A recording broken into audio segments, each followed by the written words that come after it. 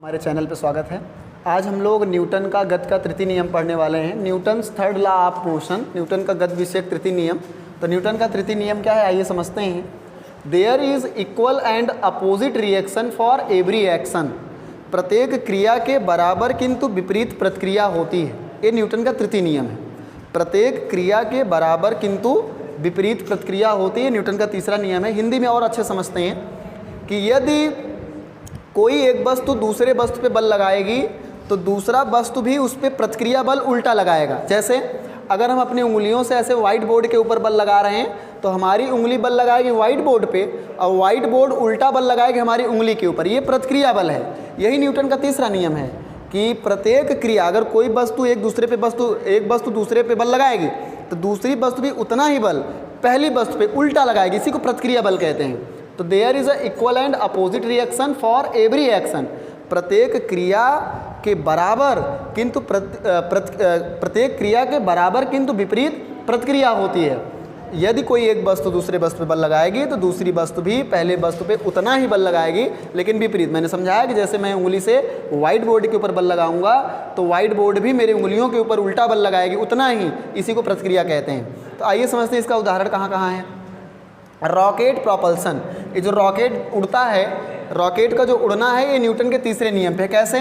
Rocket के अंदर जो ईंधन भरा होता है, फ्यूल, वो जलने के बाद उच्च वेग से नीचे भागता है तो क्रिया बल लगाता है और रॉकेट के ऊपर प्रतिक्रिया बल लगता है, रॉकेट उड़ के ऊपर चला जाता है। जो रॉकेट के अंदर ईंधन भरा रहता है वो जलने के बाद उसका जो गैस है वो उच्च वेग से नीचे गिरता है। ऐसे नीचे ये देख रहे हैं गिर रहा है, और जब वो क्रिया बल लगाएगा तो रॉकेट के ऊपर प्रतिक्रिया बल लग जाएगा, रॉकेट ऐसे उड़ता चला जाएगा। तो जो रॉकेट का उड़ना होता है वो कहीं ना कहीं न्यूटन के गति विषयक तृतीय नियम का उदाहरण है। अगला उदाहरण क्या है? Swimming in the river. तालाब में, नदी में, झील में जब हम तैरते हैं तो देखिए हम पानी को ऐसे करते हैं, पानी को पीछे धकेलते हैं। तो जब पानी को पीछे धकेलते हैं तो पानी हमें आगे धकेलता है, प्रतिक्रिया बल लगाता है। हम पानी को हाथों से ऐसे खींचते हैं तो हम क्रिया बल लगाते हैं और हमारे शरीर पे प्रतिक्रिया बल लगता है, हम आगे ऐसे सरकते चले जाते हैं। तो swimming in the river, river लिखा है तो पॉन्ड कुछ भी, तालाब या नदी, झील कुछ भी हो सकता है। तालाब में तैरना, ये सब न्यूटन के गति विषयक तृतीय नियम का उदाहरण है। रिकॉइल ऑफ गन, इसे हिंदी में कहते हैं बंदूक का प्रतिक्षेप। आप देखें यहाँ पे एक डायग्राम बना है।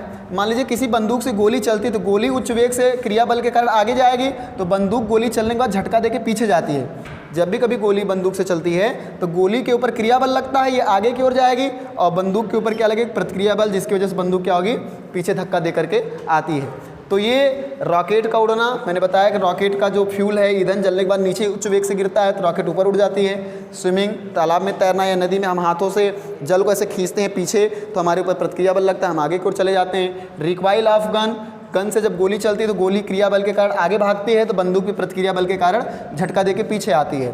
तो ये आपके न्यूटन के गति विषयक नियम के उदाहरण हैं। और न्यूटन का गति विषयक नियम क्या है? प्रत्येक क्रिया के बराबर किंतु विपरीत में प्रतिक्रिया है। मतलब क्या कि यदि कोई एक वस्तु दूसरे वस्तु पे बल लगाएगी तो दूसरी वस्तु भी पहले वस्तु पे उतना ही बल लगाती है। तो ये हो गया न्यूटन का नियम, तृतीय नियम, और उसके उदाहरण। आज के लिए इतना रखते हैं, बाकी अगले वीडियो में करेंगे। धन्यवाद।